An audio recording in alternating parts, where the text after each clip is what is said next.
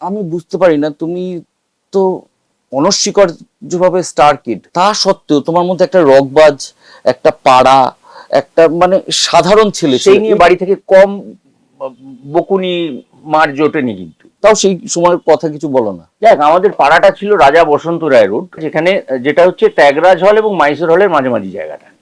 তো সেখানে আমাদের পাড়ায় বড় হয়েছি। পাড়ায় বড় হওয়া মানে পাড়ার ছেলে, আমাদের রক ছিল, ধরে নে না পটল ডাঙা ওটা। সেখানে মানে একটা ঢপবাজ টেনি খেবলা হাবুল, হ্যাঁ সব থাকবে। আরো অনেক বেশি সংখ্যায় ছিল। রাস্তায় ক্রিকেট খেলা, ফুটবল খেলা, তাই নিয়ে লোকের বাড়ির কাঁচ ভেঙে যাওয়া। বেশ ভালো ক্রিকেট খেলতে, আমরা সারান্ডায় ক্রিকেট খেলেছি। গাড়ির কাঁচ ভেঙে যাওয়া, বাবার কাছে কমপ্লেন আসা, এসব হয়েছে, প্রচুর হয়েছে। কমপ্লেন তো তোমার সাউথ পয়েন্টেও হয়েছে। প্রতি বছর হতো। মানে মজার কথা হচ্ছে, যত বছর সাউথ পয়েন্টে পড়েছি মাধ্যমিক অবধি,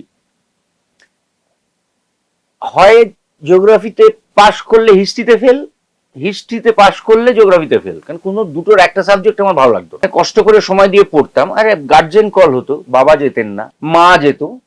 মা ফিরে আসার পরে মার পেয়ার অফ চুড়ির থেকে একটা করে পেয়ার ভেঙে যেত আমার পিঠে।